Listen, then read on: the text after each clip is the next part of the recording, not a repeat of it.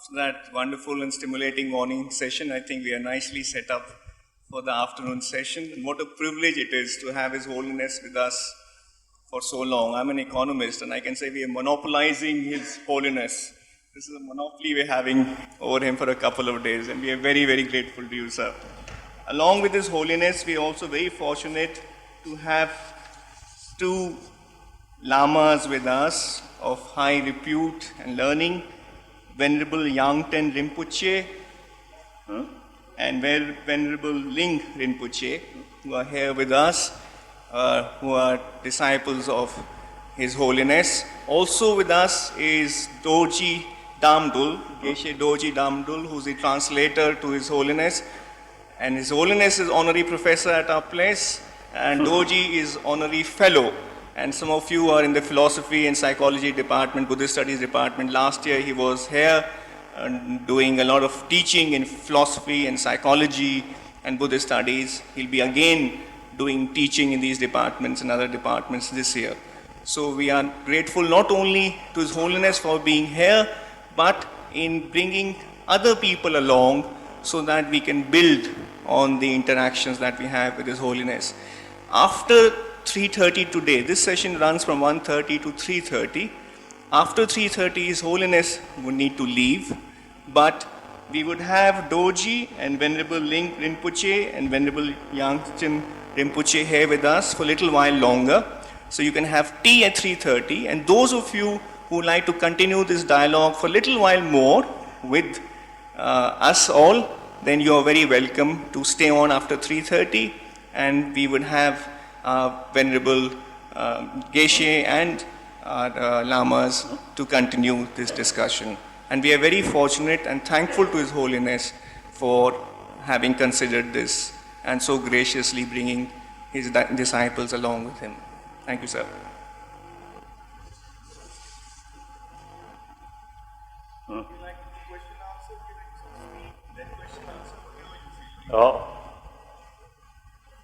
Perhaps as a part of introduction, myself or Tibetan Buddhist tradition.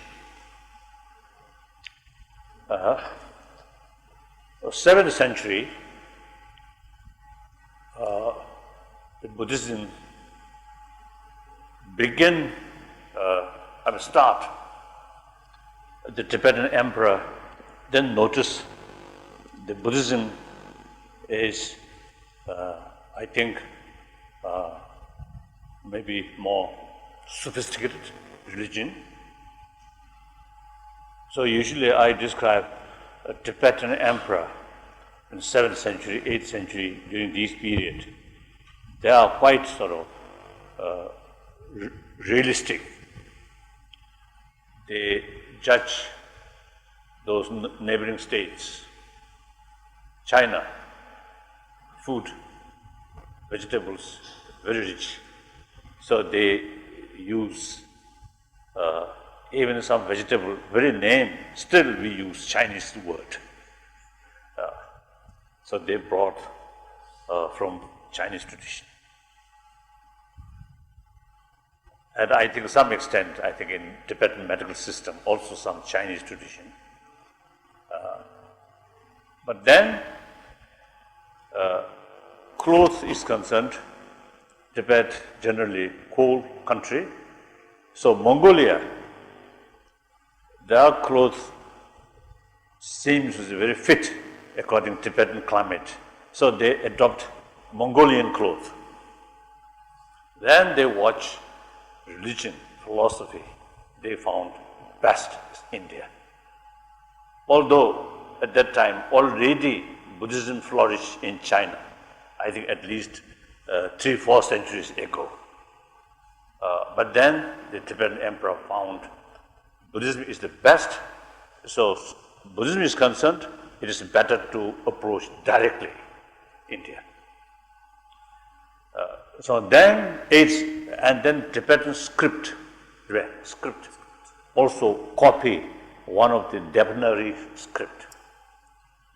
So still we can read, we can recognize some word in those Ashoka pillars writing. So we can pick up.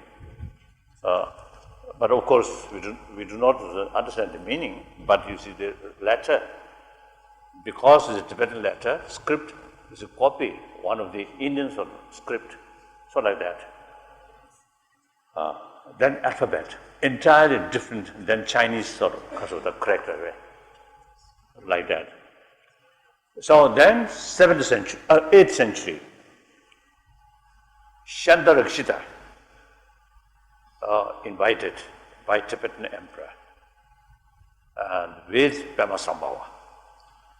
The Shandarakshita was one of the top master of Nalanda at that time. Great philosopher, mathematical philosopher, and also great logician. According to his writing, you see, I noticed, you see, two groups, right? Two categories. One category about mathematical philosophy. Another category, logic. So, according to his writing, shows he was great logician and great philosopher, great scholar, of course. Usually when I mentioned these Nalanda master, from the Buddhist viewpoint, we consider them as a Buddhist master. But academic field, I usually refer these people like Nagarjuna, Dignath, Jantakirti. These I usually used to describe professors of Nalanda University. So because the real introducer, Tibetan Buddhism, he himself, great scholar, great logician, so naturally, he want to teach or he want to bring his own student that way. So till 21st century now, up to now, we Tibetan carry rigorous study. I think generally in the past, before 1959, in Tibet, in order to become scholar, 20 to 30 years, rigorous study, and learn those root texts wrote by this Nalanda master. Firstly, familiarize, familiarization, memorize, and learn by heart those sort of the root texts. Then those brilliant students, even some important commentary wrote by Nalanda master, some portion also is learned by heart. Myself, at young age, no enthusiasm for study. Great reluctant study, but under the threat,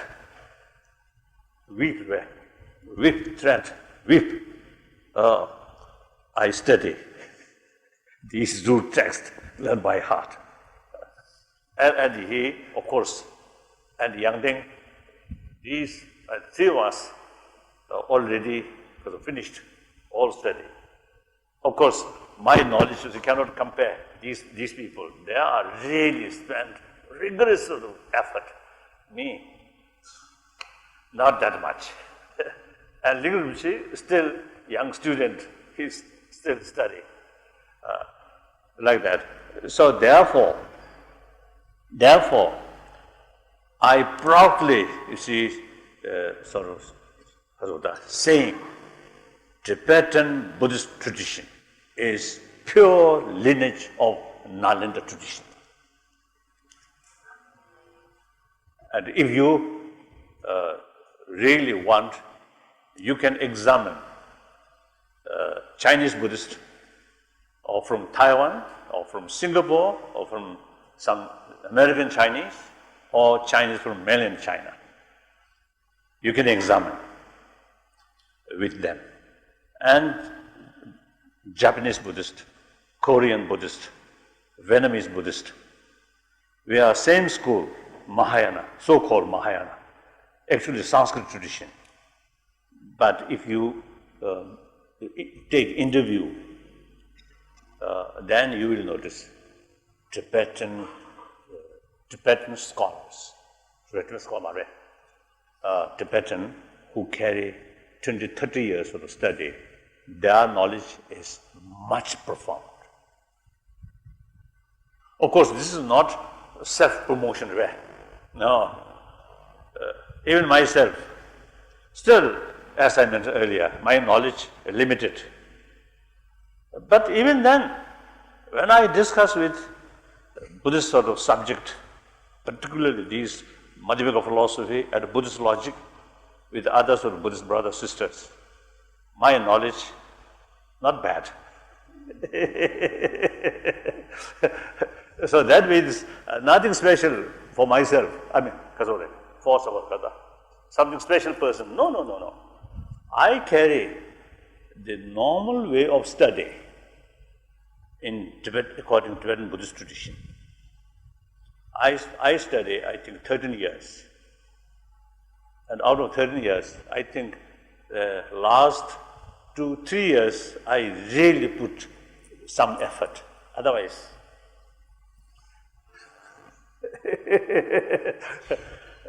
so that's, and then logic, Buddhist logic. I think we Tibetan, the way study is, first they learn root text by heart, then commentary, explanation, word by word, then debate. Chapter about yourself.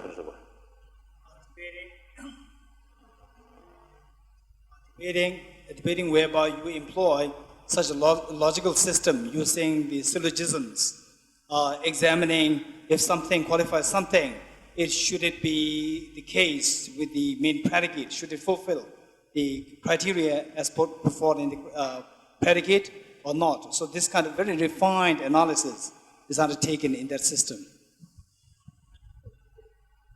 So therefore, I think our knowledge is really quite depth. So, we really feel, sometimes even with great emotion. Now, I think some of you, I think already heard, I describing Tibetans are Chela of India. We not only Chela, but reliable Chela. That means last few centuries, the Nalanda tradition is much damage and ups and downs here. During those centuries, we kept intact all these Nalanda masters sort of teaching. So now time comes. It is our moral responsibility to reintroduce to you what we learned from your ancestors. Sometimes we will complain here and there as a refugee, but historically we truly believe you are our master. You are our master. So now it is our moral responsibility to return to our Guru what we kept last several centuries. So part of that, here I'm very happy to interact with mainly Indian student. Very happy. Feel great one. And many years ago, I think more than 20 years ago,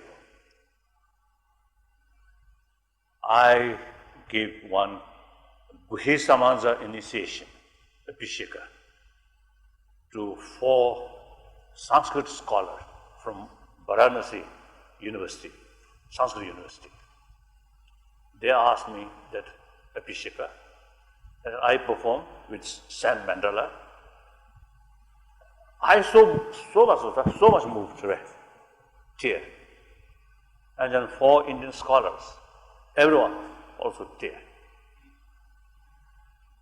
So that's a very unique close relation between teacher Indian teacher and a Tibetan student. So one Tibetan great scholar described, till light of Buddhism reach Tibet from India, in spite snow land still dark. The light come from India, reach Tibet, then that snow land that fully brightened like that. And then I want to share with you, you Indian, of course the material development, technology, modern science, highly necessary. But meantime, you must keep your rich tradition. That's very important. Some young Indian, too much sort of fashion wear, Western culture or Western things. Okay, some are very useful, enjoy, very good. But your main sort of cultural heritage, 1,000-year-old your culture, must maintain. Look, China. Now, much copying Western sort of, education or science, technology, these things. But because 5,000-year-old cultural heritage, much already damaged. So now look there. They seems to see the younger generation, there's nothing much our own traditional sort of value. Whereas India, I think British imperialist, bad, but still bring modern education and revive these things without touching India's 1,000-year-old tradition. I think very good. So now you have the opportunity to combination rich spirituality of this country, ahimsa, mainly ahimsa, and religious harmony. I think these are model of the rest of the world. I think time come to show rest of the world, all different religious traditions come together, sit together, genuine harmony with mutual respect. It's not just idea. 1,000 years practice here. This should be model rest of the world. So Indian should feel proud. One student asked us, orthodoxy leçon. I think your question, isn't it? Orthodoxy. I think, like you, young student, I think should take the essence of the spirituality, not ritual or some of these things. Rituals, these things are in a way superficial. In Tibetan case also, number of cases, even monastery, just they carry some rituals, some ceremonial thing, but without knowing the meaning. I often teaching my Indian friend, in many cases, the parent or people in the family mourning in front of Shivalingam or Ganesh or Saraswati or these things, offer some flowers and recite some Sanskrit shloka without knowing the meaning. These are not much useful. We must take the essence, and that essence make it relevant day-to-day life. Then spirituality lives a life. Right? Then you get benefit. If spirituality remain in temple, old-fashioned, fail to make relevant day-to-day life, then not much useful. Do you agree? Good. Thank you. Now questions. Okay, the girl at the back, yes, in black. Good afternoon, sir. I would want to know that what is your view on capital punishment? what should be done with people who have done so much wrong to others, like suppose Kasab, for example? Is it right to execute them? How can they be redeemed?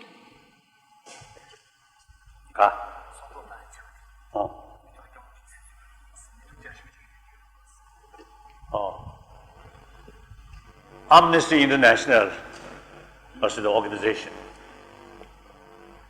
They start some movement abolishing death sentence. I'm one of the signature.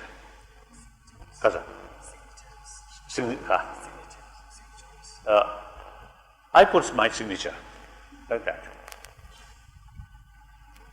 So, from my viewpoint,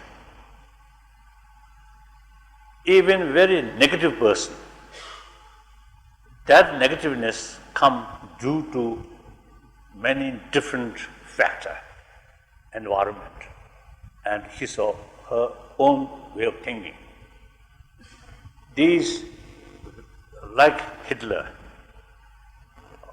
who are very cruel, but at the time of their childhood, not that kind of person. At the time we born, we all was a very much affectionate person. Gradually, you see, due to different circumstances, you see, some individual become like that. So therefore, if we put sort of right sort of the environment, or right because of the cause conditions put there, these negative people can be a positive people. So it is much better keep alive, then educate, provide them maximum affection. Then they can gradually change. So therefore, death sentence, of course, brings some immediate satisfaction. That person did something very wrong, now finished, so feel happy. But long run, that's not human way to treat these negative person. As far as potential is concerned, everybody have all these potential of negativeness. And also the positive potential, also everybody have same. So we must nurture these positive sort of quality and make clear these negative things through education, through compassion, and with patience. I think that's the way. Next question.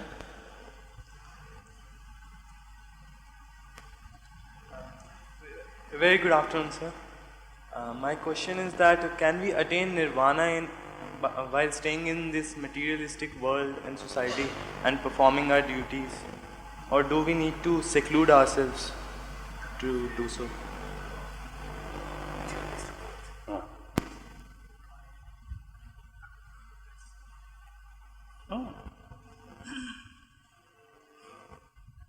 At the time of Buddha, I to some extent materialistic life already there. Then since then, Indian society as a whole, look, you see these kings, rajas, you see big building, that also materialistic way of life. But within that, through centuries, some individual, through their own effort, achieve very high sort of special realization, including nirvana. So why not? Today, 21st century, same human being, same potential. From the Buddhist viewpoint, particularly the Sanskrit tradition, everyone have the Buddha nature, Sukha Darshindaya, or Tathagata Garva. So long, clear light, there, Tathagata Garva is there. So entirely depend on one's own effort. with fuller knowledge, then nirvana always possible. Can we get a particular definite direction to it? Do we need a guru to direct us? What? Where?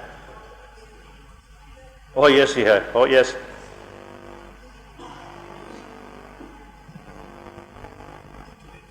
Correct.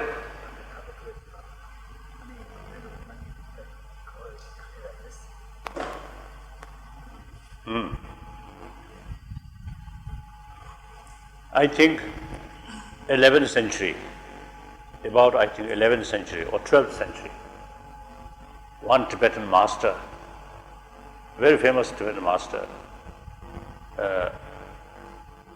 when he was about to die, some of his disciples asked him, till now we get because of the teachings from you, and we can take advice from you.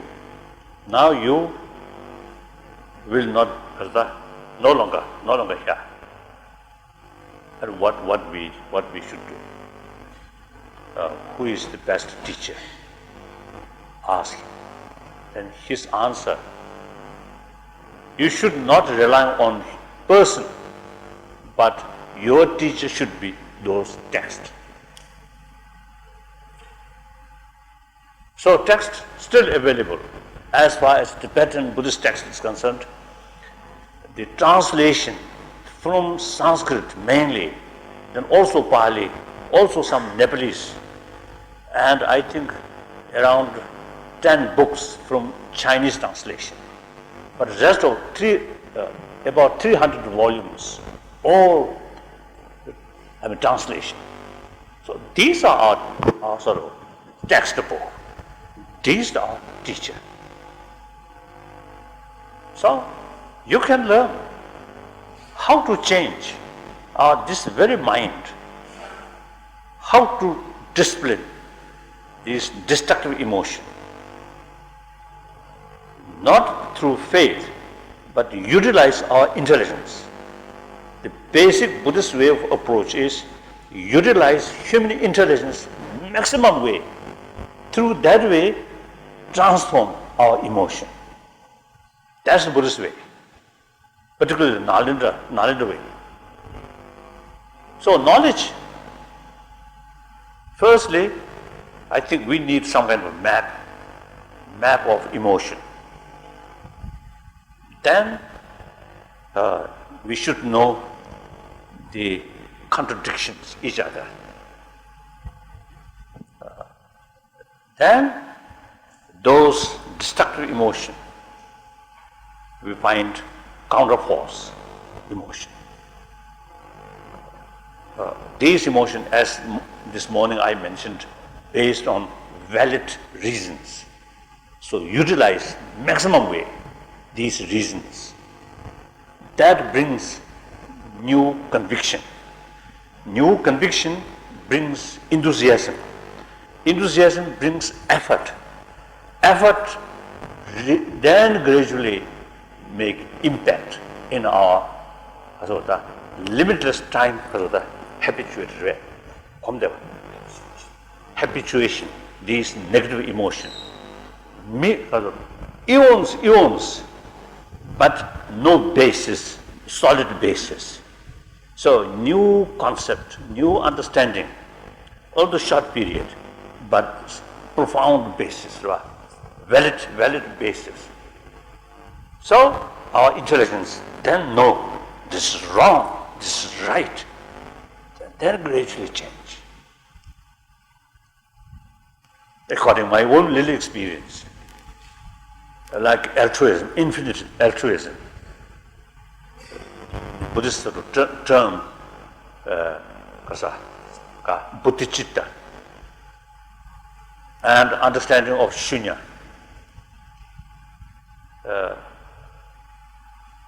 My age, I think around 13, 14 years old, and particularly, I think around 15, 16. I develop some enthusiasm from within. Then start study as well as practice. Now 75-year-old, I really notice big change. Not through just prayer, not through so-called meditation, close eye, thinking nothing away. Not that way, but analytical meditation really change, really makes big change. And some of my friends, I think this person also, through analytical meditation, their life changing. So that's the way. So not necessary to seek one guru. Take these texts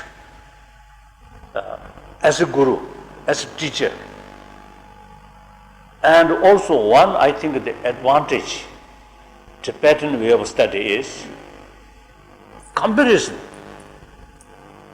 Text from different school of thought and make a comparison and analyze oneself. Their view, certain view, then you see another view, another philosophical view, bring a lot of contradiction about that philosophy. And think. Then this philosophical viewpoint, another philosophical viewpoint, you see, brought a lot of, point out a lot of contradiction. So analyze all these things. That's one advantage, Tibetan way of study. I noticed some Chinese or Buddhist, it's just one book, always read. And some my friend, it's a Buddhist friend, since we become very close friends, so they actually, expressed to me, we also recite these some sutra, but without knowing the meaning. Like that. So I think from that viewpoint, being a Tibetan, really feel proud. Because we still kept the academic study of Nalanda tradition still alive. We really feel proud. Too much exaggeration? Next question. You've stressed, Your Holiness, you've stressed the importance of analytical meditation. Could you tell me specifically where I can learn analytical meditation? That's question number one. I have another question linked to this. You've also stressed the need for introducing ethics in education. Do you think a syllabus and course structure on ethics is more desirable and would have greater impact than learning analytical meditation, and that would deliver the goods? What would you advise the University of Delhi to do?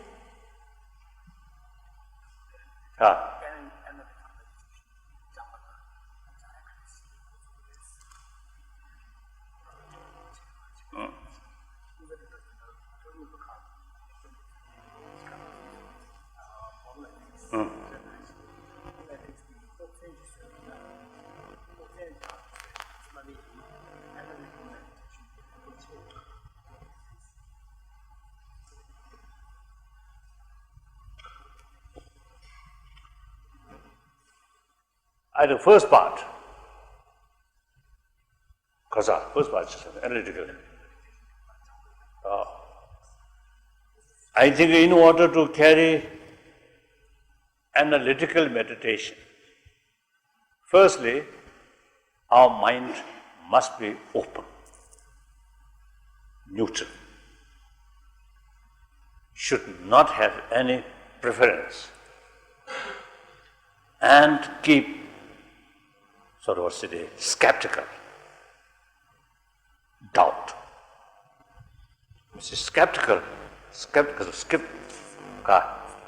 Skepticism, brings question. Question brings analyzation. Analyze analyzation brings answer. That brings conviction. So our mind, like scientist, genuine scientist, our mind must be open and very objective and skeptical. That's one way. Right? Then, according our experience, then one, I think, good thing about Nalya tradition is use logic way. Excellent. Like Nagarjuna and these Arya Deva, and all their text, All the writings of these great masters, like Arya Nagarjuna, Arya Deva, we see that the style of composition of theirs is primarily based on putting the form of syllogism, using syllogisms as a means to establish their concepts. So that's the way of analytical meditation. The second part, moral ethics. Although why we need moral ethics? Here, logic's very important role. But the ethics itself, so ethics, if you are to qualify in one of the two characteristics, in the form of the enthusiasm side of our mental qualities and the wisdom side or the intelligence side of the mind, we qualify the ethics in the first part, which is the enthusiasm part. Not wisdom, like compassion, strong wish of well-being of other, just dumba. The enthusiasm. Not wisdom, not prajna, but these are upaya. So upaya and prajna, the mental sort of, also the aspect is different. Prajna, sharpening, penetrate the object which you are analyzing. The upaya, not that way. But upaya, some kind of conviction. That conviction much depends on the analyzation. The analysis, the analytical thinking. So there's a whole Buddhist sort of way of approach. The emotion itself is the basic issue. Emotion by in itself belongs to the category of the enthusiasm or the aspiration. That emotion, yang matawa said, shirok desu. So whether to qualify one emotion as positive or negative is determined by the intelligence side. So the backbone of positive emotion is wisdom. But the actual mind do things separate, different things. Prajna and upaya. Like that. Huh? Oh, yes. Good afternoon, sir. For this heavily reliefs encircled by snow-covered mountain. Yes. Tibetan. Ibe.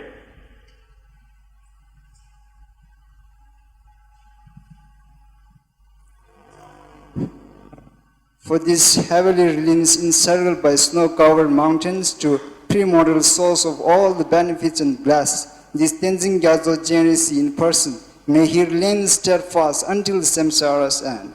Your Holiness, my question is, once I wish to become a special educator for a special child, but in regarding this Buddhist philosophy, there is a concept says we should not pity others.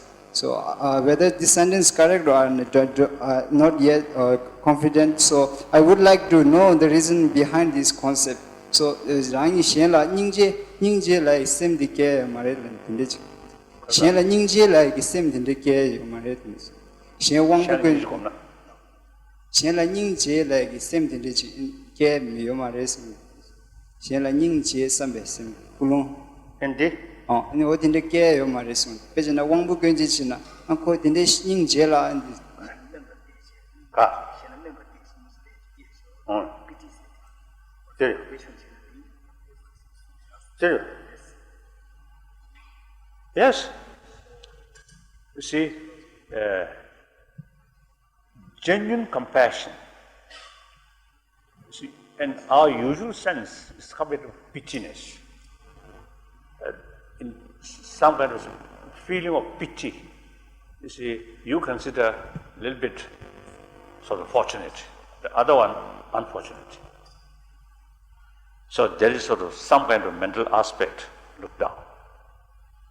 That's not compassion. Compassion, the other, even more dear than yourself,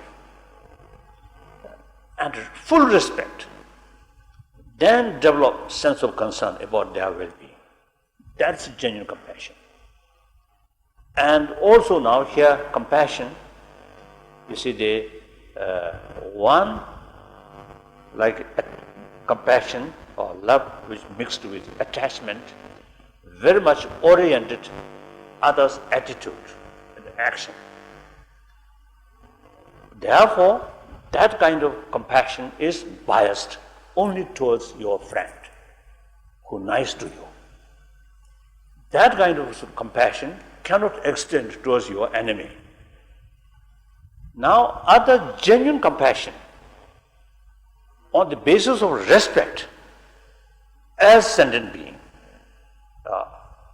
and on that level, just myself have every right to overcome suffering, regardless what their attitude.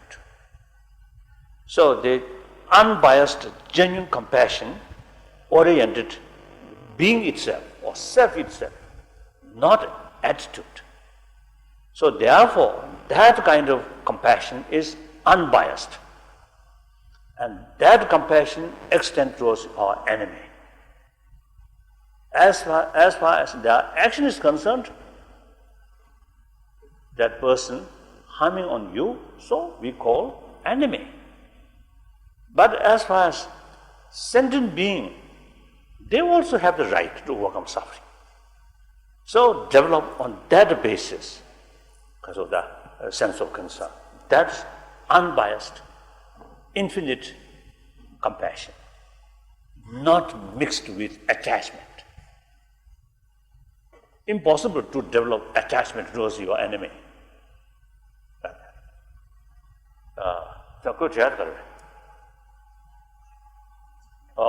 So, Ningji, I'm a Tibetan word. Ningji, said the Nanzunam, you peg out, oh, Ningji since Sajidua. Deep has in Mare. So, Ningji said, Momadi, Parabolia, Kushevche. Penan, the London City Nalia. Dan Sinja Tamjela, Yishin Norbu Land Hakwe, Tanjo Drive, somebody Dao Jevon Zimbasho. Kang to Sudan, Robert said, Dani Gule Mandashin. Shana Samba Tawa, Chod Jevon Zimbasho. Oh, that Ninja Mama did it. Just what? Pena, genuine mother and genuine compassion from mother to child. Mother, even you see, willing to sacrifice her own life for sake of the children. Even animal, some birds do that. When you see some threat to their youngster about to come, the mother willing to sacrifice her own life for protection of their own youngster.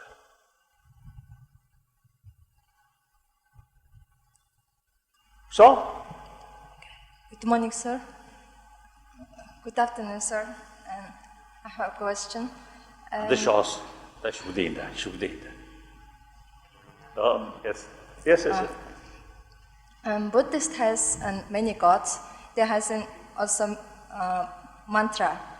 Then And what is benefit of that mantra for us? Also, other question is, what is the relationship of meditation and mantra? You from Mongolian? Yes. Oh, usually we describe Mongolian and Tibetan like twin brother sisters. Of course, different language, but same culture, same religion. Buddhism. And Tibetan case, India is our guru. We are Chela. Mongolian case, the Tibetans are your guru. You are Chela.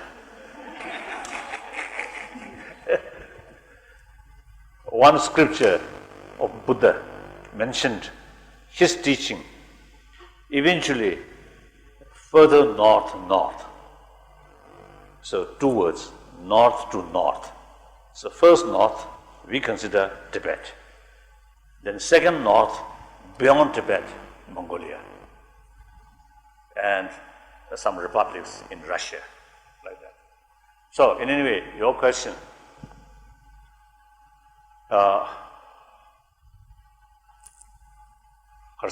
deity magushi.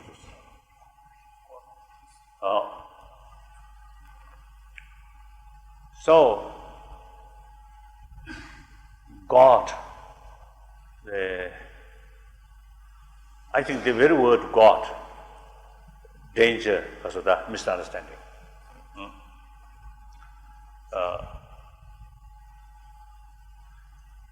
And one occasion, one time, one Japanese, here are some Japanese, one occasion, one Japanese,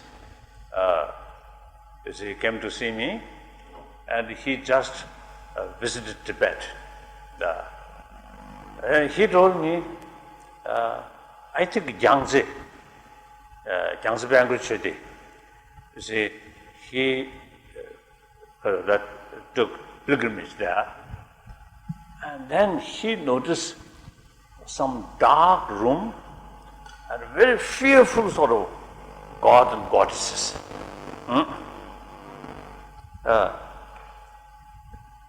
Then actually that night he lost his sleep because of fear. Constantly, you see, because of the reflect, the fearful deity like that. Oh. So then he asked me, why? Buddhism is very much based on compassion, but so much this wrathful deity, what is that? He asked me. So perhaps I think I can say in Tibetan Buddhist tradition, I think too much deities. Sometimes we put so much effort, importance of these deities, forgetting Buddha. Absolutely wrong.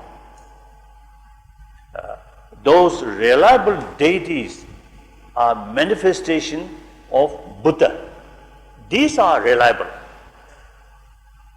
Some of the sort of local deities, Yula Shibda, these are not at all because of Jemna Marwa.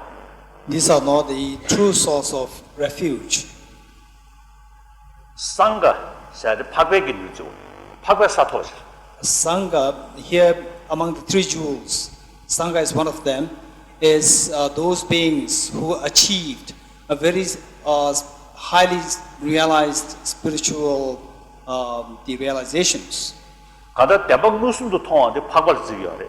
대박 누순도 마통에 소수적으로 집해. Those beings who have realized the ultimate reality, emptiness directly, they are referred to as Sangha members, and others are referred to as ordinary beings. So among the deities or protectors, there are 2 kinds. One belong to Sangha. These are quite reliable. Other below that, it's just like us. Of course, only difference is they are without this, because of grosser level because of the body, so more subtle body, so they can go different places and can spy what is going on there. So sometimes we can get some information what is going on there. That's all. not at all sort of refuge, right? Not at all a source of refuge. I have the name of Dalai Lama. So traditionally, state oracle, there, from time to time, I ask, I meet them through trance. I treated them like advisor and ask what is their opinion. Never sort of refuge. Never go for refuge as such. So uneducated Buddhist, I think, strictly speaking, people who worship these sort of lower being of deities, essentially, if they really worship, they're no longer Buddhist.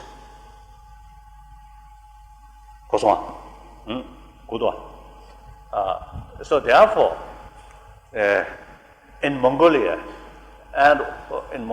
shamanism, worshipping some spirit, these are, before Buddhism came, such practice there. And sometimes animal sacrifice also there, in Himalayan range. Still, some people, in Nepal as well, even some cases, Buddhist, even Buddhist monastery, some animal sacrifice is happen. So now, last several, now I think 3-4 decades, we actually sort of, explain these should not, practice like that. So therefore, in lower level of different deities, there are so many deities, thousands, I think 100,000s there, each village, some deities there. So the higher deities must be someone where in the text, and tantric text, mentioned like Mahakala, tantric text, Guhi Samanza, tantric text, and Hirupa, tantric text, and Bhaza Bhairava, tantric text, or Gilaya tantric text. It's mentioned some. These are reliable. So we must make. Now here I think we have to know their background, something like social background. So here in this case, we really need to have a proper awareness and the knowledge of the background of these different deities. Then mantra, recitation, carry rosary, Catholic also carry, Catholics, and also Muslim. I think 90 beat or 99 beat or something. So, different name of Allah. So, Hindu Tantra also used to carry rosary. And Buddhist Tantrayana also used to carry rosary. So, mantra is common. Buddhist, non-Buddhist.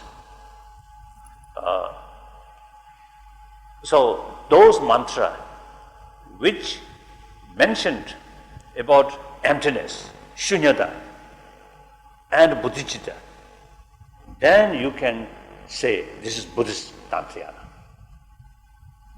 Those mantra which mentioned about soul, then non-Buddhist Tantrayana. We cannot make distinction. Practice of some yoga, Chandalini, Kundalini, Chandalini. Right. The channels and the drops. Common. Non-Buddhist Tantrayana, Buddhist Tantrayana. And also controlled breathing. Common. Like Samadhi. 100% common. Vipassana, there are also 2 levels. In Vipassana, there are 2 kinds. One is mundane Vipassana, and the other which is supramundane. the mundane Vipassana is common to all the different religious systems. Mainly Indian non-Buddhist. And I heard the ancient Greek Orthodox Church, Christian. I heard some monastery in Greece where women not allowed for pilgrim. So some remote sort of monastery still have the tradition of meditation or samadhi in Christian tradition. And some monastery, even non-Christian, not allowed. So, for me, no hope to visit these areas. Like that. So therefore, you see, this study, perhaps you see, I may share with you one joke. When I give teaching Tibetan, and sometimes I used to mention, we, without knowing the real Buddhist structure or Buddhist system, simply recite Om Mani Padme Hum, Om Mani Padme Hum. So when you a little bit hurry, then Om Mani, Om Mani, Om Mani, Mani, Mani, Mani, Mani, that. That sound looks not Sanskrit word, but English word, money, money, money, money, that. So money, money, money, money, money, money, money, isn't it? Further clarification, dollar, dollar, dollar, not Indian rupee. Right there. So these are people who just relying on recite some mantra is, I think, clear sign of degenerate about rich Buddha Dharma. Yeah.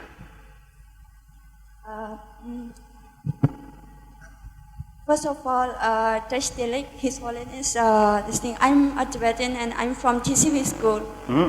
And I can say that you are like a real mother for me and for all the Tibetans, specifically people from Tibet like me, because whatever I have and whatever educational opportunity that I have accessed till now is because of you. Is that? And before that, this is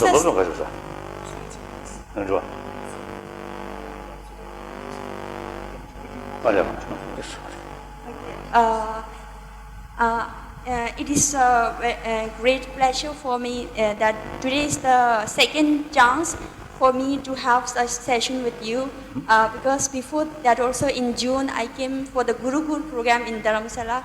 So that time also I got one day to have interaction with you, and I'm feeling very happy and very blessed about this. This thing. Then before that in May I went for this interfaith program. All these programs are organized by His Holiness Foundation for Universal Responsibility. So during that session, like Islamic session, one of our lecturers, he told that according to me, the biggest terrorist in this world is the politicians. Like, for example, George Bush, like that, he was saying. So, who do you think is the main cause of terrorism in the society? That is terrorism cause?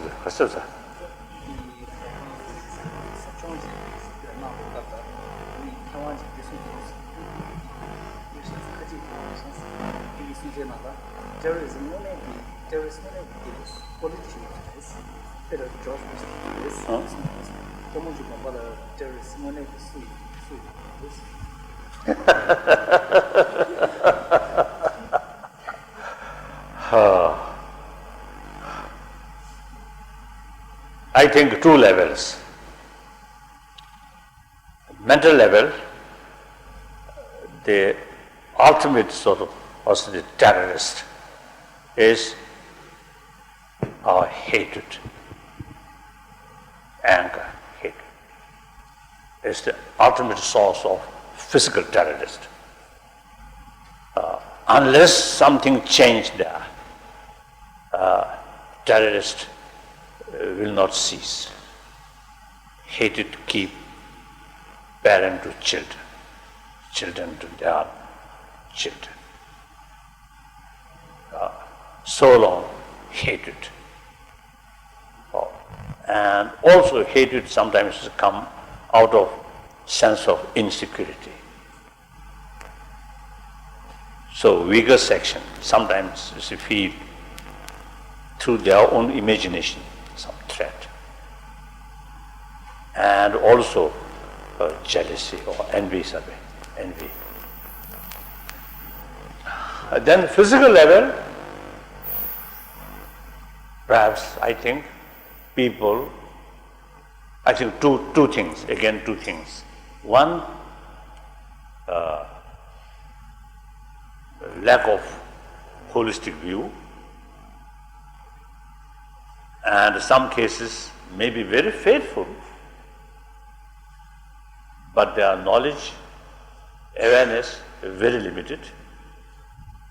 Such person easily manipulate. That one category. Essentially, very innocent, but manipulated by some other. Then another category, very brilliant, real sort of broader knowledge, but ultimate sort of the emotion, full of hatred. So all their knowledge, all their brilliant brain used for destruction.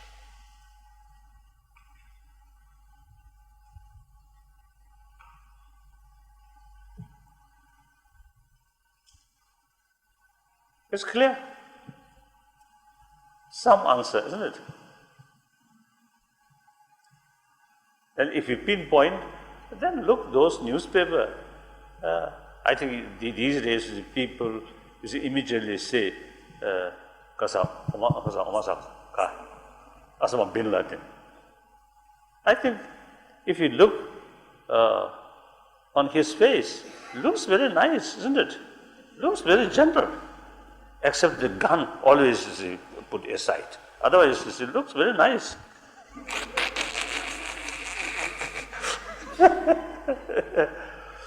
I really believe, like bin Laden or Saddam Hussein, if before Iraqi crisis, if some trusted person as a group, some Nobel laureate, some scientist, go meet Saddam Hussein and explain, if you carry this sort of attitude, then war with America unavoidable. Express sincerely, there is possibility to avoid my way. So therefore, at that time, before Iraqi crisis happened, some people wrote to me, expressed I should go to Baghdad. I thought, that's unrealistic. I have no one in Baghdad. So even with visa, reach Baghdad airport, like stranger, where to go? I don't know, isn't it? So that's very unrealistic. But at the same time, at that time, I really felt some Nobel laureate, and also like the Havel, Czech president, Havel, representing no one, just one individual human being with sincere motivation, really committed peace against violence. Such good people, go there, tell him, I think he also human being, He do not want lose war. He do not want to topple his own sort of position. The problem is, someone go there without trust. How can serious discussion? Full of suspicion. Someone, as one diplomat, go there and talk. Then the other one immediately feel what behind this nice face, nice word, what agent there. Immediately. So just sincere one individual who carry no one's represent or no one's wish, simply Azoda find peaceful solution and let develop trust. Then I think discussion can take place, some solution can find. So therefore, after that, I appeal to President Havel and Bishop Tutu and some other, and declare a former president of South Africa, I know very well. So I appeal these people. Now we should, in future, we should take more active role. When a place about some crisis, about coming, should go in this place and talk concerned people. So far, the Forum 2000, one organization, started by Harvard, actually carrying this sort of idea like that. So that I really feel. So sometimes ourselves is too much sort of pointing or terrorist, then maybe that attitude hardened their position. So bring them as a human brother, human sister, bring them together. Let them feel we are same human being. If we push them hard. That's my view. Your Holiness, in the morning session, on a question on ethical values, you said we should be mindful of our actions, that it doesn't cause any harm to anybody. Post the 9/11 attack in America, you very famously said that America has a right to go after the perpetrators. So how does one reconcile this contradiction? Kasa.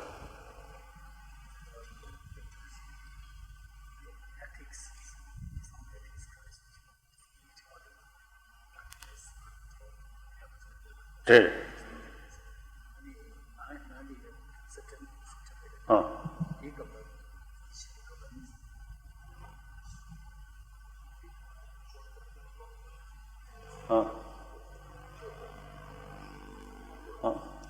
What is your main point? Your Holiness, my main point was that when you're talking about ethical values, the best way to gauge it, you said, was whether to see whether our actions cause harm to anybody else. And after the 9/11 attacks in America, you very famously said that America has a right to go after the perpetrators of the attack. So that attack, there was a lot of collateral damage over the years that we have seen in Iraq and Afghanistan. So now how does one reconcile this patent contradiction?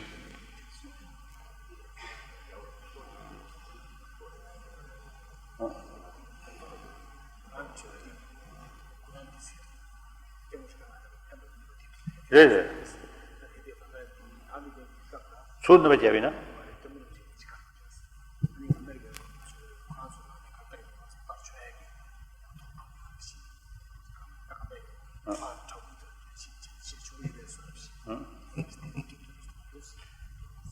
What is your background?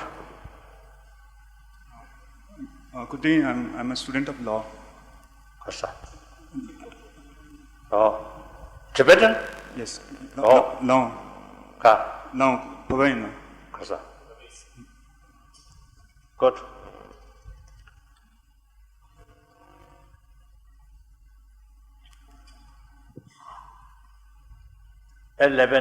September,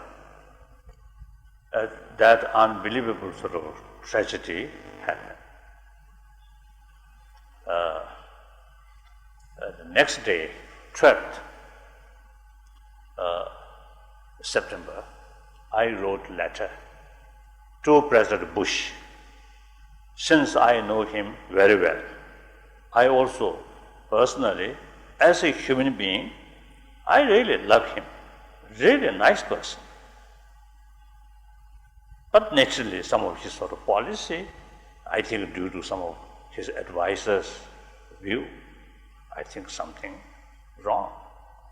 So I express in the letter, firstly, my sort of, condolence to those dead people, and also some kind of to those families. And then I express I hope the counter sort of measure for this tragedy, hopefully non-violent way. I wrote just next day. Then I think soon after that, I was in Calcutta. So many West Bengal sort of what's the media usually a little bit rushing. My visit that part rare. So once I there, they are very much rushing rare. They asked about the tragedy. I mentioned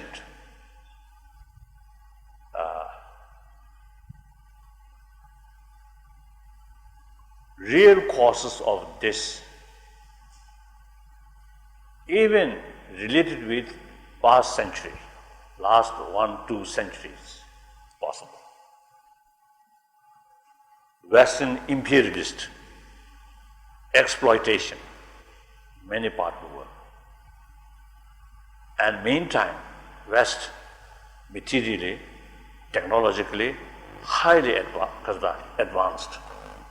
Some of the country or place where exploitation took place still remain poor. So naturally, some kind of jealousy, frustration, anger may develop. So there are many long sort of causes and conditions. So now answer for that. Since then, many occasions I express, we should think 2 levels. One level, immediate answer for that. There's various concerned government, taking certain sort of method. So that's up to them. Like United States, take countermeasure using violence. But that is not sufficient. We must think long-term solution about terrorism. That related with the promotion of oneness of the whole world. Destruction of your so-called enemy is essentially destruction of yourself. Today's world, economy, environment issue, national boundary is nothing. We must think about the global level. So once we promote these ideas, these views, then the terrorism actually is something like self-destruction. So through education, through awareness, through more contact, if people, as I mentioned earlier, people left isolate, then these things will not end. Bring together as a human brothers and sisters. Then gradually these things will change. So since then, I always mentioned 2 levels of you should sort of counter sort of method, right? Countermeasure, like that. So then, basically, as I praised India's 1,000-year-old ahimsa, it is the only way. No matter how sort of afflicted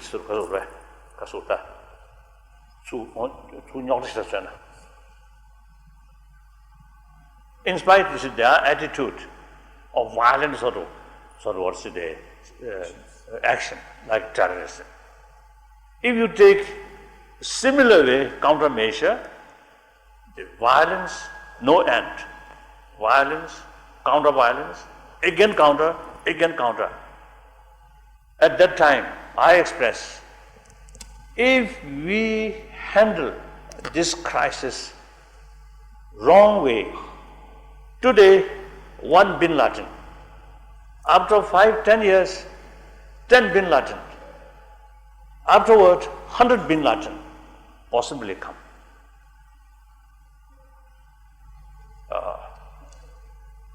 This also, I think, related with my sort of what's the usual explanation. Negative emotion.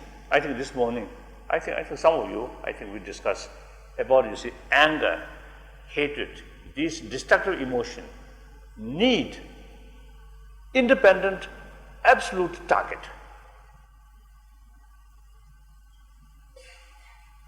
When after this, September 11th event happened, then many people concentrate. All these things happen due to Saddam Hussein. So he becomes the independent, absolute target. Reality, the anger, hatred need independent, absolute target. In the face of destructive emotion, no room of relativity. Need independent. So with that sort of emotion, believe once Saddam Hussein finish, everything okay. Reality, not like that. When Saddam Hussein, more criticism about Saddam Hussein is developed, his sort of weapons, these things. One occasion in Germany, I mentioned Saddam Hussein, dictator, without his army, he cannot be that way. His army, the National Guard or something, National Guard something, a Republican Guard, without a weapon, just about 100,000, cannot be forceful, powerful. So this weapon, not produced in Iraq itself, but from West Germany also. I mentioned from other sort of the industrialized nation. So ultimately, such dictator built by Western money, Western technology. So they also, you see, have some sort of responsibility. Right?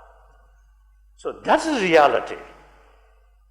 When our anger develops, cannot see these vast sort of holistic view. Only one target, absolute target. So that brought a disaster of powerful nation, United States. And the president himself, very nice person, but his method, wrong method. His motivation is good. Aim is good to bring democracy in Iraq. So benefit to Iraqi people. But method, violence. So unnecessary complications happen. Thus we can't blame one or two individual persons. But things are relative. Asoda, there is no one event due to just one cause. No. Every event, vast sort of factors, like that. Your Holiness, Buddhism and Jainism originated at the same time. Buddhism and Jainism originated at the same time against the existing Hindu practices. So, Your Holiness, Jainism speaks of self-penance or self-punishment as a matter to achieve moksha. I would like to question, how important is it that we punish ourselves in order to achieve moksha? What does the Buddhist speak about it? That's Jainism, Buddhism, and also one part of Sankhya, very rich ancient Hindu tradition. Sankhya, two categories. One Sankhya, Changchen Harjeva, one Harmeba. No, a theistic Sankhya and non-theistic Sankhya. So, including non-theistic Sankhya and Jainism and Buddhism, I think only these three traditions of India is to believe law of causality, no creator. Now, within these three differences, the Jainism and Sankhya both believe Atma, or soul, permanent, unchanging oneness. Buddhism do not accept that. Anatma theory, selflessness. Selflessness does not mean Buddhism do not accept self. If we deny existence of self, it's quite foolish. I'm here, I am myself, yourself. It's fact, isn't it? So then, why does the Buddhists say selflessness is independent, oneness, unchanging self? That kind of self does not exist. So yes, then I think all three and also some other ancient sort of Indian tradition believe moksha. According to Jainism,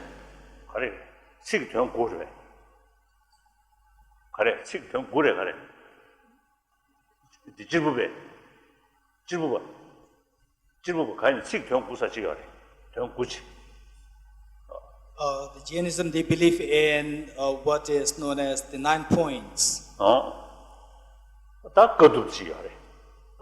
one of which is the practice of asceticism.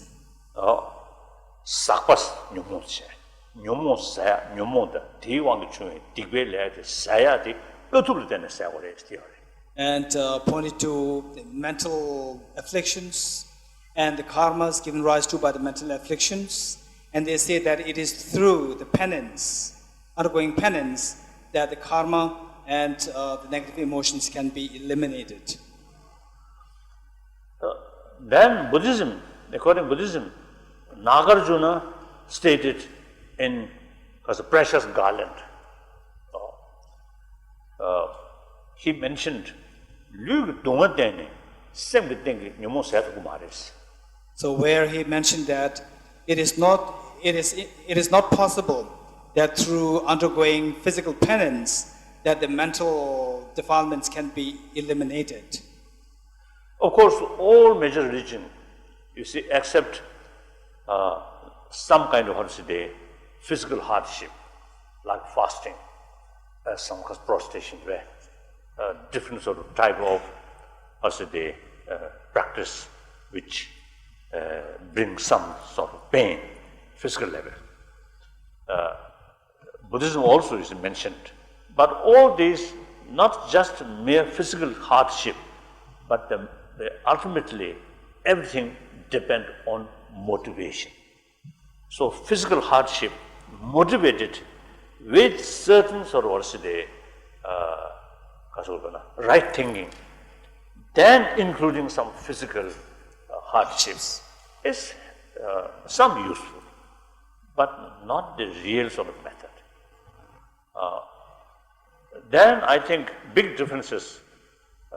According Jain, I think according Buddhist literature, which available in Tibetan translation from India, mentioned moksha as something like special heaven.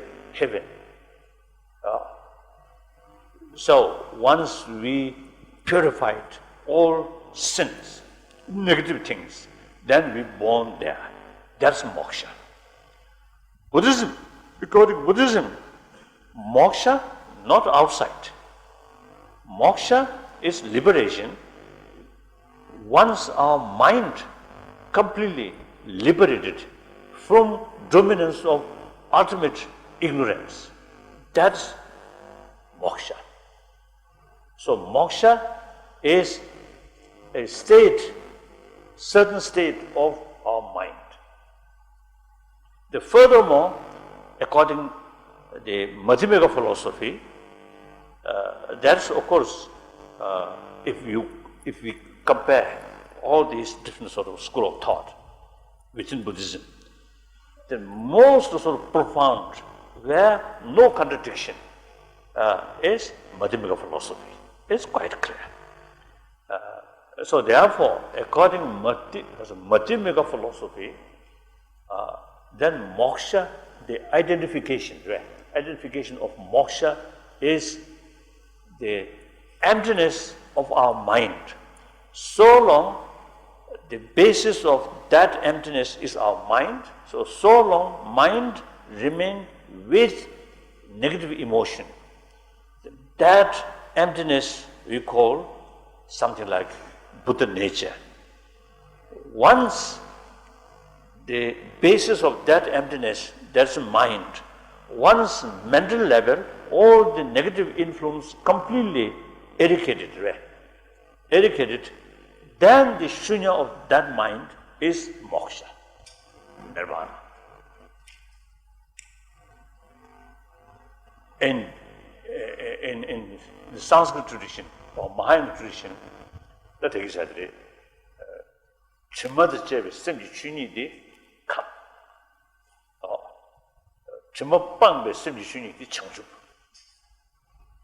So here, according to the Mahayana tradition, particularly Madhyamika tradition, it is simply whether something is characterized as samsara or is characterized as nirvana. It's determined by the mental defilements, whether it is there tainting the ultimate reality of the mind. So this ultimate reality of the mind, when it is with the mental defilements, it is referred to as samsara, and whereas when it is free from the mental defilements. No, come to see. So this ultimate reality, which determines the ultimate reality, just go to me and ultimate reality out of the two the categories of phenomena, positive and negative, it is not positive. I think there's danger if you use negative word. Positive and non-affirmative. I don't know. Positive, affirmative. The affirmative and non-affirmative, or non-affirming. Affirming and non-affirming, it belongs to the category of non-affirming. And there are a lot of sort of discussion between Buddhist sort of philosophy and non-Buddhist philosophy. Now,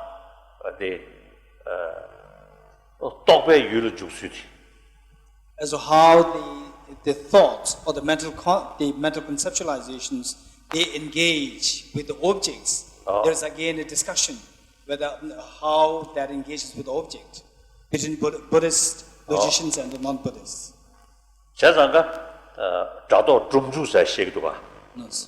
And the non-Buddhist traditions, they believe in the conceptual mind engaging into the objects. Conceptual minds and the words or the labels engaging into the objects by the power of the object, not by the power of the mind as such. And whereas the Buddhist perspective would go the other way around, saying that instead of engaging with the object by the power of the object, but the power of the subject's selective selection, by eliminating the non-things attached to the object. Now here kakwa tu sa levda. So from this point of view, the concept of the affirming and the non-affirming objects come into being. Now when I see this bottle, so when I look at this bottle, I see it, and how my mind engages with the object, this bottle, is that the bottle appears to be so affirming and so solid from the object side. Now here, non-bottle. So now when I look at the same place without the bottle, I see the non-bottle, the emptiness of the bottle. So here, if something exists, the non-bottle is an exist phenomenon. Because can see or can feel or can understand. So it is something phenomenal. But that just absence. The absence of Lord Shadi, Tahas Tombachigo Marva, Gagja, the Gaza, Botor, the near Lord Shan, T. Members. Gagja Chado, Tapi absence of Lord Shadi. So in the second case, there is an understanding of absence of something, absence of the bottle. So this is not to be understood as the mere nothingness, but rather as eliminating or negating what was originally existent as a bottle. So shunya means just absence of independent existence. So itself just empty. Kakwa chadata. So here, this shunya, or the emptiness, is not to be understood as mere nothingness, rather as empty of something, empty of independent existence. So this is to be reflected in the sense of the absence of or negating something, and not something mere nothingness.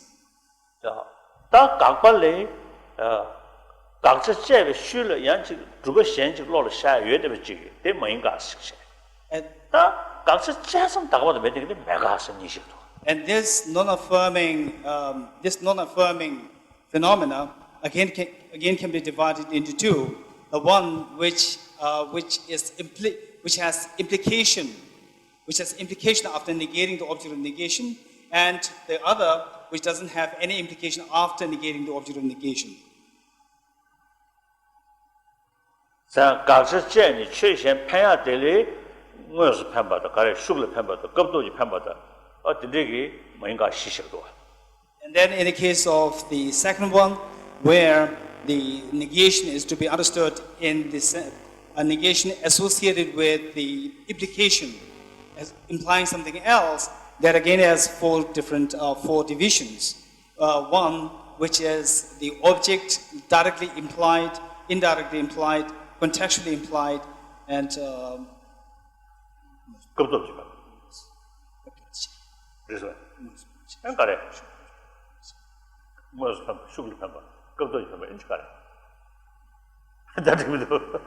now forget. Only three, not fourth. He also can't remember. And I can't remember. So failed to mention. So in any way, so these, you see, in Buddhist, because of the epistemology, Pramana mentioned quite detailed, remarkable how, you see, our mind, sensorial mind and mental mind, how to engages, how they engage into the object. So actually, these days I sort of describing Nalanda tradition, this literature of Nalanda tradition, three parts: science, philosophy, religion. So far, our engagement with modern scientists, not Buddhist religion, but mainly science, external science, internal science, And then some extent, like the absence of independent existence or non-existence from objectivity. These are very similar that of quantum theory, quantum physics. Oh, one Indian physicist, Raja Raman. His nickname, India's Sakharov. You remember? You remember? One nickname, India's Sakharov, who are one of the scientists who built nuclear. Raja Ramana, or that one. Raja Ramana. One time, you see, in Delhi, one occasion, sort of some dialogue, some discussion, he mentioned, recently he saw one, text wrote by Nagarjuna about the 1st century. There he noticed the essence of quantum physics clearly mentioned. He noticed that. So as an Indian scientist, he feels great proud. We Indian, you see, found the essence of quantum physics even 1st century. So such is I think the typical Sanskrit word, that's something very unique only in Buddhism, patit samupad. Patit samupad. Because of dependent and arising. Patit, dependent. Samupad, arising. So that's the whole Buddhist concept. You see, Kasoda. The whole Buddhist concept is included there in this concept, dependent origination. So Sanskrit word, patit samupad, that's something I think very unique about Buddhism. And such sort of philosophical view that to some extent involved with our discussion with scientists. My friend, one great scientist, Paul Ekman, Paul Ekman, who is expert on facial expressions. Real scientist. He never sort of mentioned, I think he actually is mentioned, he is non-believer. He is non-believer. When we talk, he always say, I'm no faith in religion. So he, as a result of our sort of meeting or discussion, he really formed the concept of interdependency, dependent and arising, paticcasamuppada. He really loves that idea. Then he often used to use that word. So one day I asked him, in scientific field, do you have that kind of concept, that kind of word? He said, no. This word, so this word originally was not found used in the scientific domain, but then later on, eventually, this word was trying to get into the scientific terminology. Now that this word, not only that it was trying to get into the scientific terminologies or the scientific domain, now it has got a seat there in scientific domain. He mentioned like that. So therefore, the Nalanda tradition, as an academic subject, right? Science and philosophy, then religion. So as far as religion is concerned, Buddhist religion is concerned, only for Buddhists. Nothing to do with other people. But science and philosophy or concept is something universal. So actually now we already started some work, some books, some material, separately, science not only Buddhist science, including modern science. One science, one category, philosophy. Not only Buddhist philosophy, but also the ancient, non-Buddhist Indian philosophy, and also Western philosophy, Greek philosophy, and the latest Bertrand Russell's philosophy, Western philosophy. All sort of Compiled. All compiled. So we already started one project. Of course, firstly in Tibetan, then translate English, Hindi, and Chinese, like that. So that can be a text, some academic sort of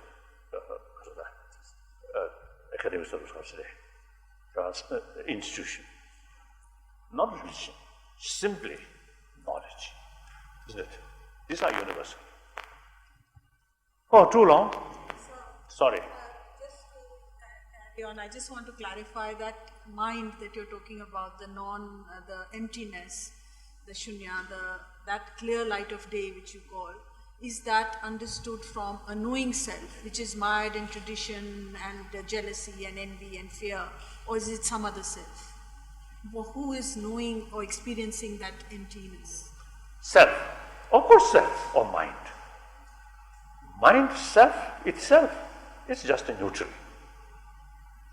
When you see involve destructive emotion, then our mind is impure. But real mind, now for example, say one's own mind towards one object, say one person.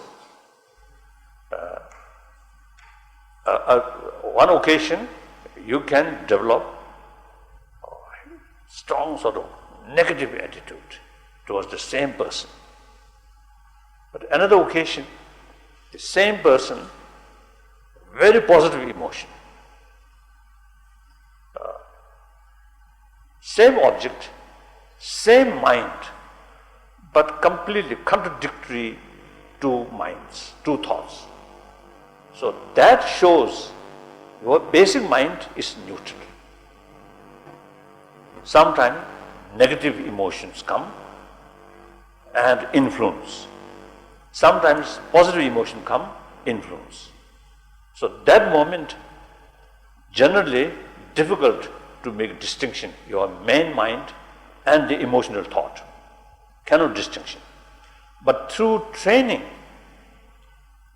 there is possibility. When anger fully develop, your mind be separate and watch that anger emotion. Then immediately anger strength reduce.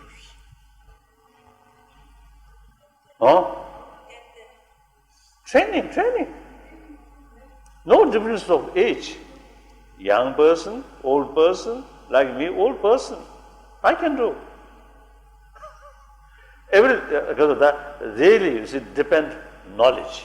Or these, these great scientists, from the birth, they are not that kind of sort of knowledgeable person. Study, analyze, experiment, then become such sort of marvelous sort of mind or brain. Through training, time passes. Similarly, in these subjects also, through training of mind, you can do. Now, I think I can share my own little experience.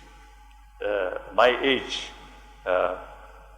about, the early 30s, some concept, Buddhist practice, I understand and eventually get some feeling. But some idea, that time I feel too far, almost impossible to cultivate. Then continuous sort of effort, study, thinking. Then my age, say 60s, those subjects which in early 30s feel very far, become very close. So through familiarization, any subject, isn't it? At the beginning, Very complicated, isn't it? And once you get used, then very easy. When we occasionally, you see, visit because of cockpit somewhere, cockpit in aeroplane, especially those modern aeroplane, big aeroplane. So many switch, so many sort of buttons, and the so when I saw that, if I have to sort of handle the impossible, I may sort of bring the whole aircraft immediately go down. But these, through training, through get used, then you see, everything automatically comes top, like that. So our mind have that kind of capacity, making familiar because of the experience, then become very easy. The Shantadeva wants to express a great Indian master by the name Shantadeva, he said that through familiarization or through habituation, there's nothing which will not become familiar to you. So now, of course, change our mind is something different. But that also, even knowledge, gain gradually. Then actual experience, even more difficult. It really takes time. But without losing interest and effort, step by step. And particularly in the time of modern time, a lot of automatic things there. So don't expect some change in our emotion automatically. Impossible. Step by step. I think our human emotion at the time of Buddha and the 21st century here, same, basically same. So change, transformation of the emotion take time. And also the mind, the function of the mind itself. There are so many mind, you see, work together. So the method to change, that also is so many ideas involved. Just one meditation, one practice cannot be sufficient. Like that. Okay. Karara ko shikamuso pida deo malu chune cheres what is it kizoi shabesite for the thank you chi. Your Holiness, I sometimes feel that some of the Buddhist ideologies and points of view which Buddha gave were given in consideration of the mental and social situation of the people during those times. But in this modern era where there's so much of radical changes in the human social system and scientific advancements, for example, in genetical science, scientists have found ways to restructure genetic codes to cure illnesses and make a person resistant to some sickness and old age forever, and also eradicate emotional and parts of the brain. So how can Buddha's underlying ideals move parallel and sustain with these changes in the long run?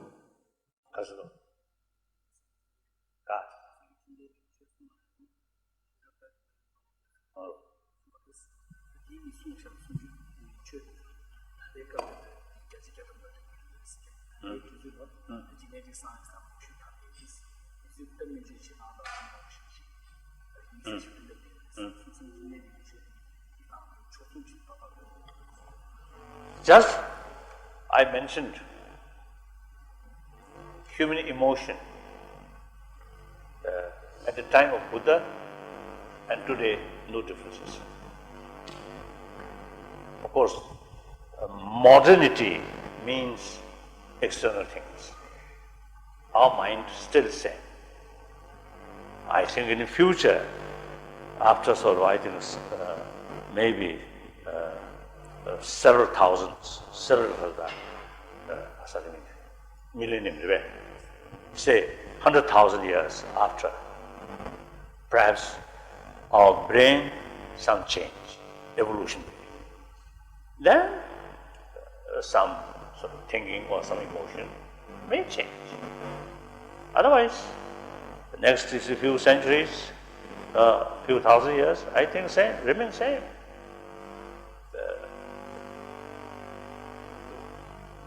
So the real Buddha's teaching is the method to tackle our emotion. So that level is same. Then cultural aspect. For example, when Buddhism flourished China, the cultural aspect is according to Chinese culture, it developed.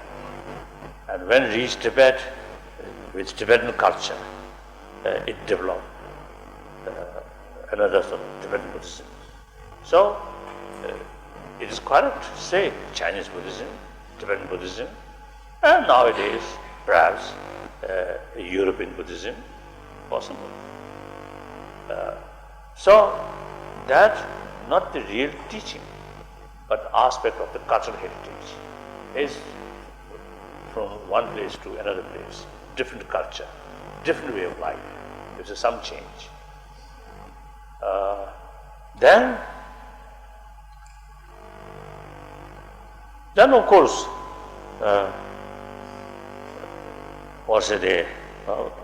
in part of cultural heritage, you see there's some using instrument, different things, according to different local Kasota traditions. These are not real Buddhism. Real Buddhism, as I mentioned earlier, the Nalanda master's sort of presentation of Buddha Dharma, that's the true Buddhism. So that part, no change. Yes?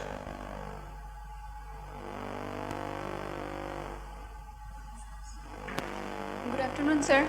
Oh. Sir, many questions have been raised on teaching ethics, but what seems ethical to me might not be ethical to someone else. So, can we really define ethics in a sense which can be justified universally, or isn't ethical something which is like self-judged? Kapsa.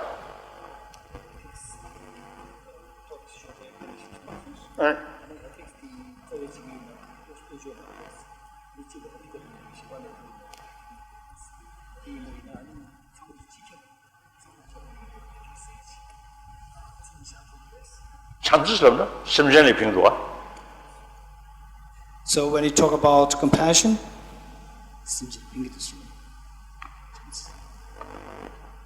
even animal also appreciate.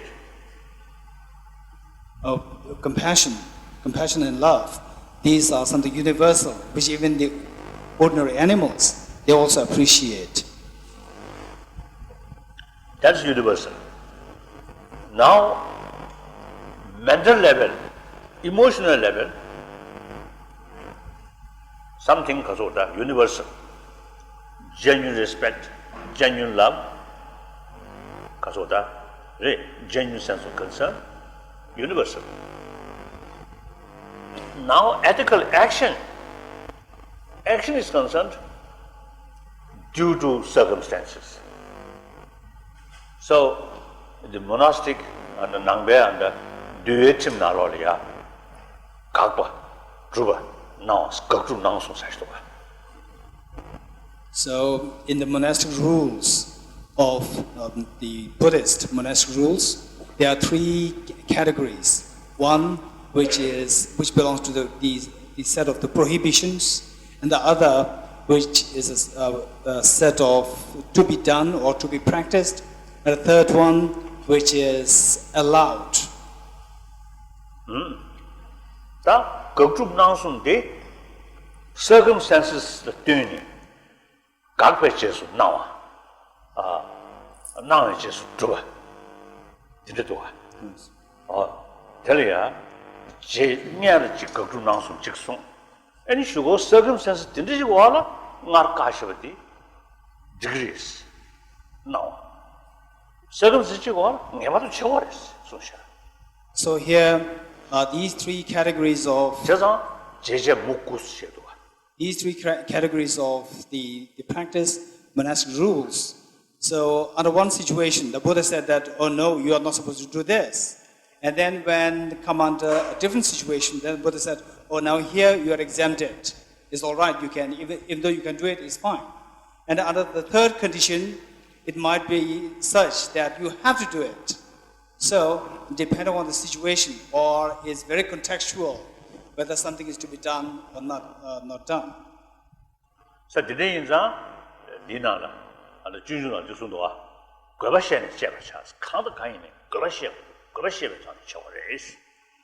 There, Puge, Pugyan Ringuchane, Kang Pambati. And it is for this reason that Acharya Shantideva, he said that while you engage in any activities, make sure that you do that out of full awareness of the purpose of engaging in that activities. And then how you discern as to what is the purpose or whether there's purpose in it or not, it is determined by whether that action is going to give a long-term benefit or is going to be harmful in the long-term sense. Like that. Your Holiness, Your Holiness, you say the purpose of life is to find happiness. So, should we really be talking in terms of finding a purpose of life? I mean, don't you think it would kill all spontaneity? If you concentrate too much on finding happiness, it would destroy it eventually. So, why can't we accept life just as we accept love, without any purpose? Yes, sir.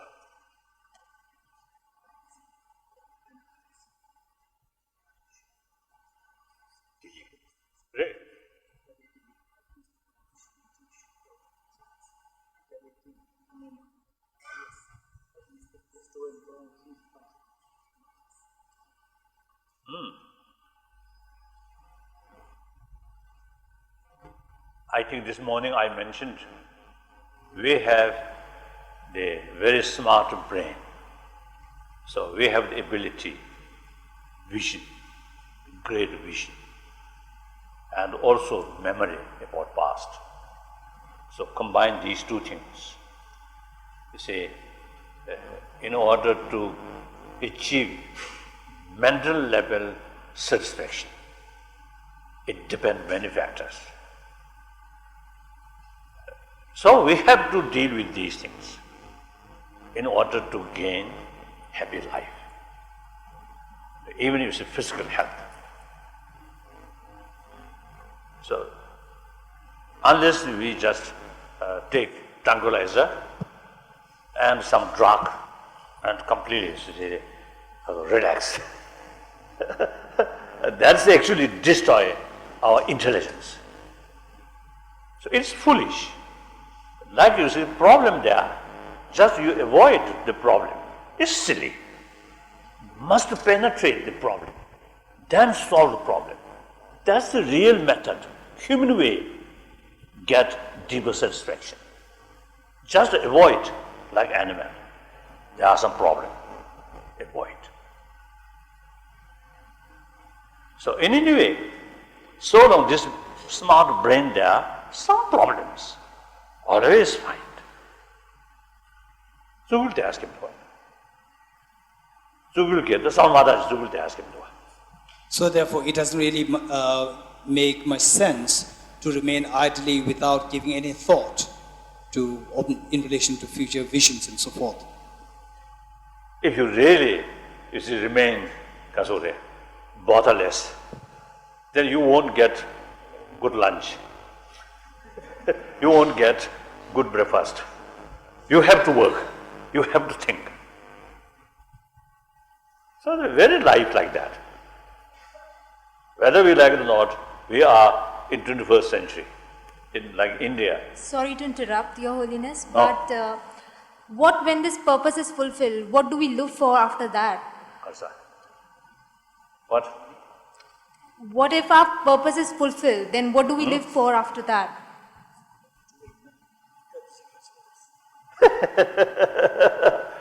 Then, at the time of death, very peaceful, complete satisfaction.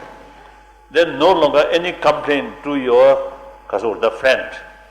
Otherwise, you see, at the time of dying, a lot of complaint, a lot of resentment and anger, frustration, fight. No use.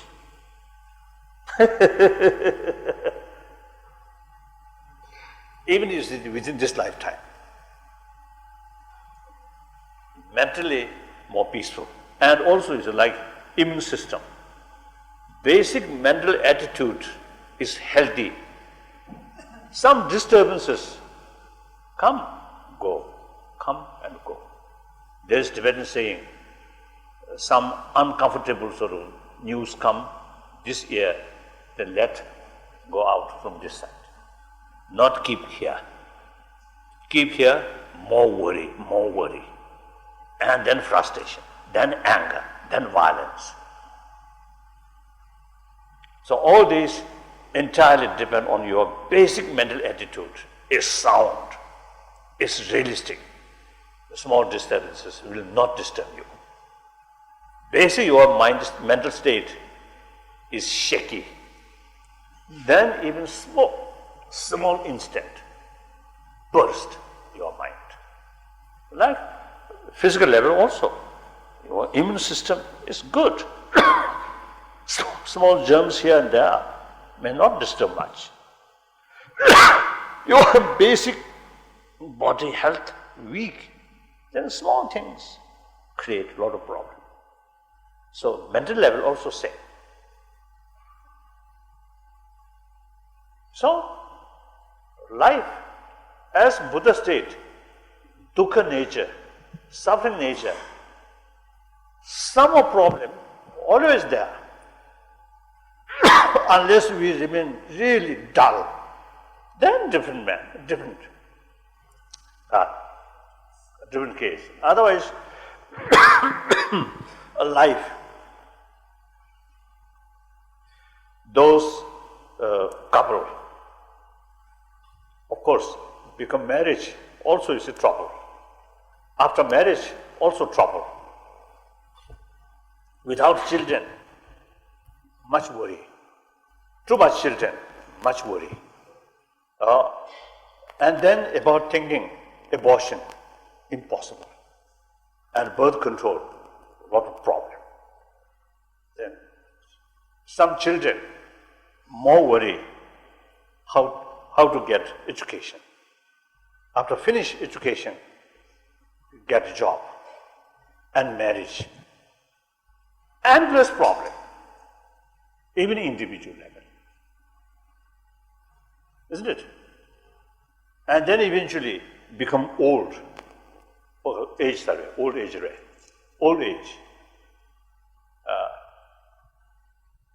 Then sickness, and finally death. So these are source of problem, source of suffering. So Buddha state, dukkha, suffering nature. Unless we just forget all these things and remain dull, then okay. Otherwise, more intelligent one. There are a lot of sort of causes to bring some disturbance, some unhappy, anxiety, like that. So we must find, it is worthwhile to find counter sort of mental attitude when we face these problems. What do you think? Some sense? Correct. What? Oh, I see. Right. Time. Now tomorrow. And we thank His Holiness. We of course will be here again tomorrow morning, same time. But we thank His Holiness from the bottom of our hearts. Please stay seated while His Holiness leaves. We will continue the dialogue with Doji and with our venerable monks here after the tea break. But for the moment, stay seated for the moment. So, thank you very much. I really enjoyed and I appreciate all those questioners. You really put nice question. Thank you very much.